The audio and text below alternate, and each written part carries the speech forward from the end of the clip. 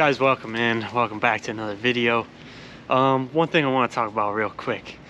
So I started this video last week, kind of similar fashion, but I want to share with you one thing that I learned over the last couple months here. This was pretty cool. So I was in the car driving one day and listened to the radio, and the person on the radio started talking about something that Reese Witherspoon actually added into her life. She met this guy and she heard him talking, and he switched all the words from I gotta to I get to. He was waiting for a train at the train station, and he said, you know, I decided this morning, instead of saying I have to wait for the train, he's like, I get to wait for the train. And I get to wake up in the morning, and I get to shower myself, and I get to pick out my own clothes, and I get to go somewhere really special for lunch, and I get to have lunch with my friend, and I get to go home, and I get to get in my cozy bed. And I just thought, that's such a nice way to reframe things towards the positive. Just be lucky for everything that happens to you today. Feel really grateful. That's what I'm gonna do. It kind of hit me in my head while I was listening to, and I noticed over the course of the day, I kept saying like, I gotta do this and I gotta do that. And somebody asked me, had texted me like, what are you doing today? And I was like, I gotta go into town, I gotta do Pilates, I gotta do it. And as I was literally typing this out, writing I gotta, I switched all the words to I get to. And I swear to God, that took me from a stressful state. I was like typing this and I was like almost stressing about the fact that I had to do all of these things. And it moved it to I get the opportunity to do them. And it really calmed me down, but also made me take notice of like, hey, I'm choosing to do these things. I don't gotta do anything. I get the opportunity every day to go to Pilates, to go to watch a soccer game, to film these videos. I don't gotta do anything, guys. You don't gotta do anything in life.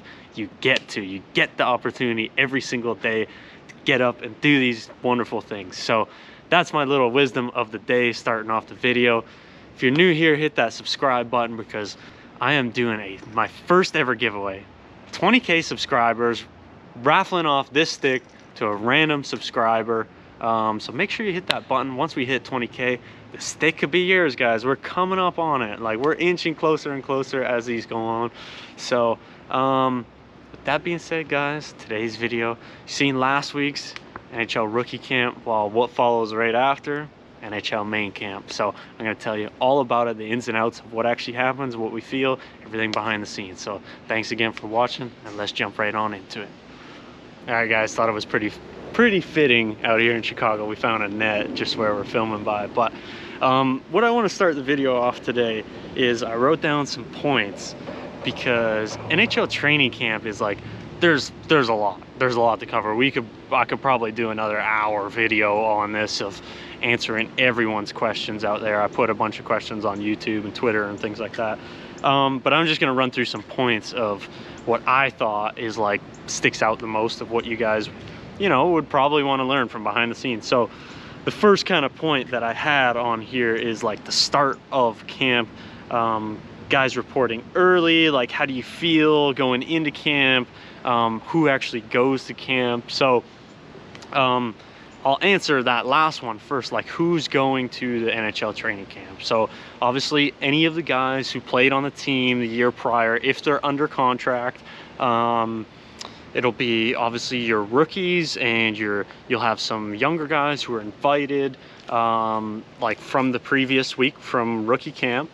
And then your PTOs, which are called professional tryouts. So I went on a PTO last year. Lots of guys do PTOs. You go in there, basically, you're on tryout per se, to earn a contract. So that's who's gonna be going first and foremost to the camp. The next is like, how often, I got this question a couple times too, like, when are guys reporting to the camp? Is there a set date? And so yeah, there's a set date of, like, I don't know, if training camp starts on September 16th, you have to be in by that date. So usually you have to report like at least the day before to get in and get comfortable and whatnot. Most of the guys now some guys train out there during the summer, like the guys who are playing on the team, even some younger guys, I did that. But I would say the common sense is like, you're probably reporting a week prior for some guys. Like last year, again, to mention, like, you know, going into Carolina, I was on PTO and I came in a week prior because I wanted to get some skates in with the guys, learn the arena, you know, just trainers, things like that, just schedule of stuff, where to go, like getting comfortable, you know.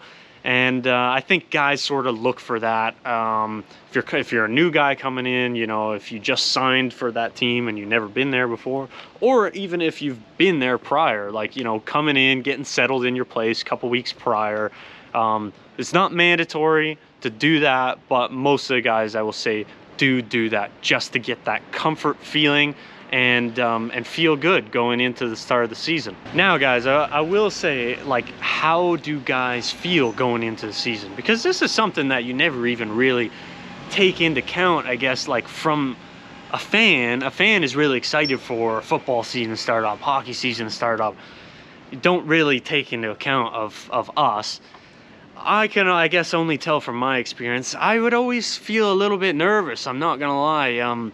You don't really know how it's gonna go. You put so much of your time and effort and everything into training in the summer and really, you know, trying to better yourself. And so there is a bit of that performance nerves of, like, you know, you want to show off everything that you improved and show how good you are.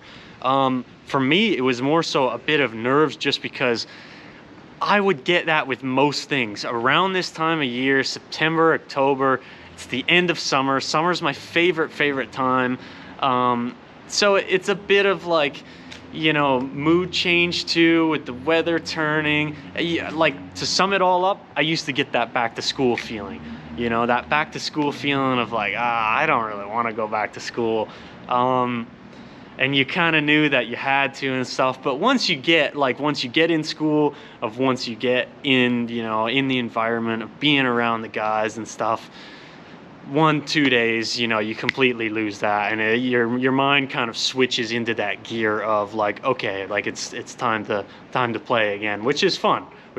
So truthfully, I never enjoyed, like, going to training camp, like actually going to it. But once I got there and we got, you know, a few skates under our belt and whatnot, I enjoyed, again, being in that atmosphere and stuff, and it feels like a homey atmosphere, you know, because you're so used to doing it year after year. Okay, so the second thing that I wrote down here is I wrote, the first day is always the longest. So the first day, we'll cover that. First day is physicals, you do your testing, you do pitchers on ice, off ice for the league.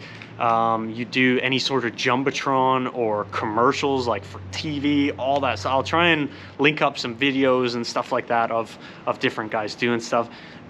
I'm not gonna lie, it's a lot. It's the longest day. You would report in at around, and if I find a schedule, I don't have it currently, usually I'm looking at it, but if I find a schedule, I'll pop it up of one of my prior training camps. But yeah, it's a long day. Usually getting up at like 6:37, reporting in. Like, we would have like 7:30, 8 a.m. meeting to sort of kick things off. The GM, the coach, says, hey, this is, you know, what we're expecting out of camp.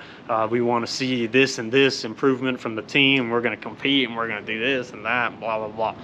And then that sort of like kicks things off, like an opening meeting. And then you would have a schedule on, basically each guy gets like a little sheet, and you had to check off, like, you had to do dental, you had to do, you had to get your physical, you had to get your blood work, you had to do EKG, all these things. And it would just take, you know, time after time. Like, I always felt like somehow I ended up being like one of the last guys there. Last year, same thing. Like, I literally remember going in there like pretty early in the day, and I was one of the last guys to leave. If you had a prior concussion, like within the last year or 2 years, I think it was, you had to do, so everyone has to do like concussion test, like a baseline test. And then if you had one the year prior or past years prior, you had to do like a paper pencil. And these are like half an hour, 45-minute tests. So, you know, you add that in, and then you add waiting in line to do blood work, and then finally doing it, and then an EKG, which takes another 10 minutes. Like, I was there a long day. You know, you start at 7, I wouldn't get out of there until 2 or 3. So let me just say this thing really quick too. This didn't really apply to this day, but I think it's a cool little nugget that you guys will like. So something around NHL training camp that not really, a lot of people talk about or whatever, but it's in the NHL's agreement with the PA, is a 3-hour rule. So there's a 3-hour rule basically during training camp. You can only be at the rink for 3 hours. Now, it's not really like enforced. I've never really seen guys like basically they schedule practice where it's like, you know, by the time you get there to the time your like off ice workout is done, like let's say you skate and then do a workout after, it's in a 3-hour chunk. So it is pretty cool how, you know, they get you out of there like pretty quick. But that doesn't really apply to the first day. Like I said, the first day I was there always like 7 to 3, and it just felt like I was doing thing after thing after thing, and like you never even get a break. And then you do testing, which leads me into my next point I wrote down, which is testing. So I was getting these questions like, does testing really even matter?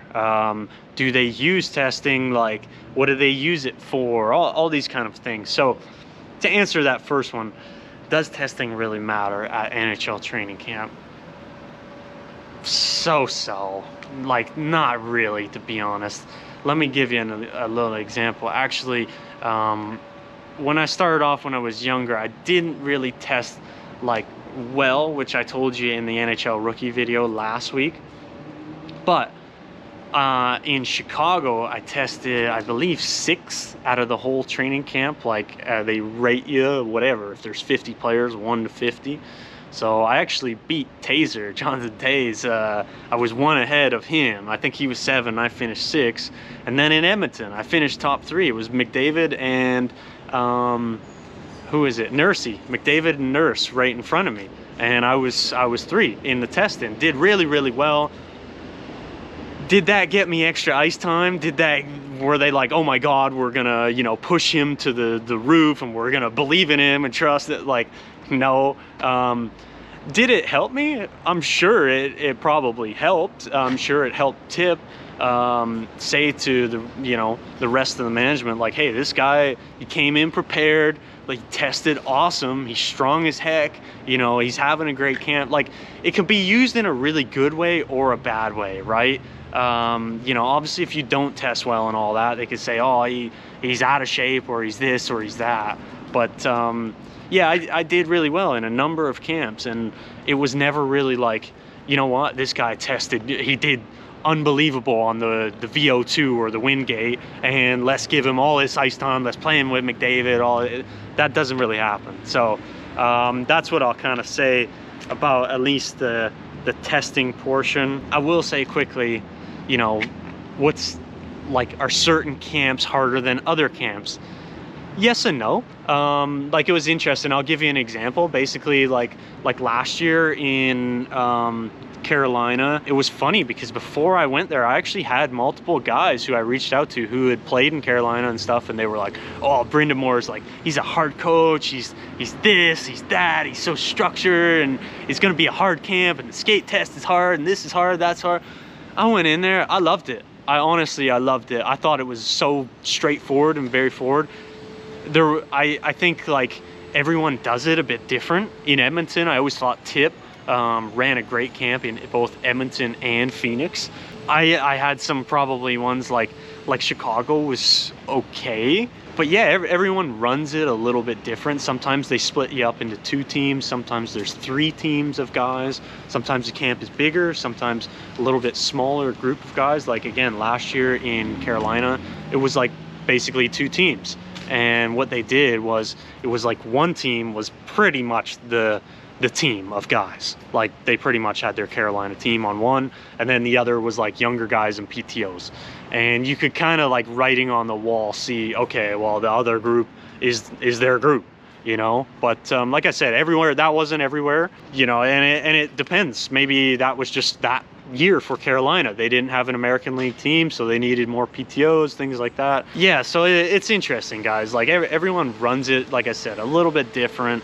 But yeah, that's kind of my point on that. One thing I also want to say real quick, just on that, yeah, as I mentioned Tip there, like I always thought he ran a great camp because he would let people, like he would let someone like myself compete, you know, and he mixed like everybody together. He would mix the rookies with McDavid, with Drysdale, split them all up on different teams, and just let guys compete and really like train, like show kind of what they got.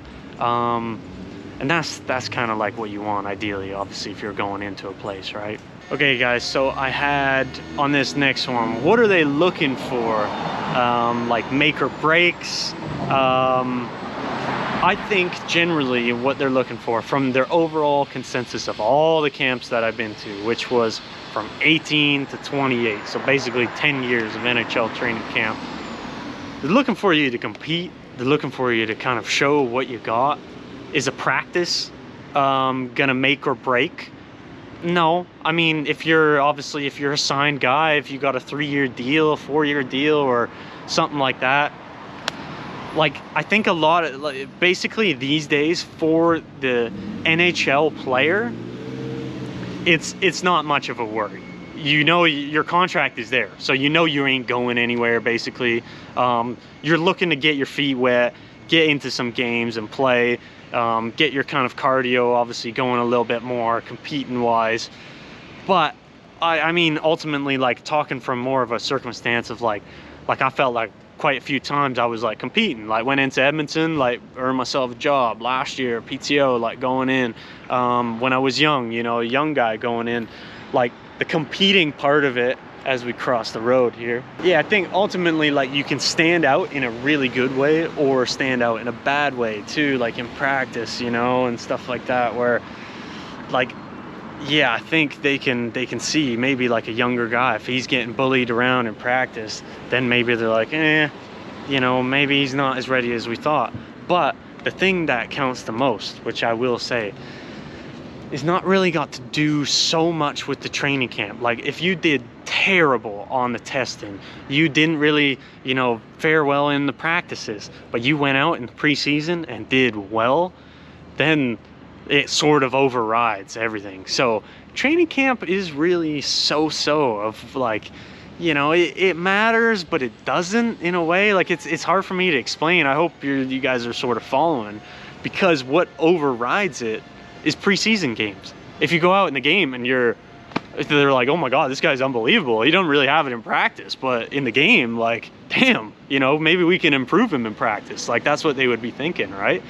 So yeah, that's kind of my point on that. That's sort of most of the stuff that I had for you today as far as NHL training camp goes. Please let me know below of what anything else you would like to know. Those were just some general points that I picked that I thought you guys would kind of like to know. There's so many more in there of even like, do we get paid during training camp? No, we don't get paid. You show up to training camp, it's however many weeks long, 2 weeks long, week and a half, whatever. Yeah, I think it's technically training camp runs throughout all preseason too. So yeah, it would be 2.5 weeks maybe or something like that. You don't get paid. You get per diem, which is, yeah, I guess technically getting paid. They give you meals, like they'll give you probably breakfast and lunch at the arena, and then they give you per diem for your dinner. So, you know, there's some things in there like that. Like I said, that part, the 3-hour rule, you know, there's a lot in there to sort of like play with. So ask me a lot of questions down below in the comments, guys. Again, I mean, training camp wasn't really my favorite thing. It was, again, back to that going to school feeling, you know, you're getting back into it. I just didn't really like that. I was living my life in summer and really enjoying it, and you're doing your own thing. But, you know, such is life, right? I got some wonderful experiences at training camp, really enjoyed, met a lot of great people along the way, and some really cool experiences, guys. And if there's not anything that you take out of this video, if you hate the entire video watching this today, I just want you to remember that first story that I told about you don't gotta do anything, guys. You get to do stuff every day. You woke up today, which is an opportunity. So I want you to change all your vocabulary from I gotta to I get to. Guys, go out there and have yourself a wonderful day. Thanks as always for watching. My name's Brendan Perlini. I played in the NHL from 2016 and 2022. Hit that subscribe button if you want to win one of my free sticks. And we'll see you next week. Take care. Peace.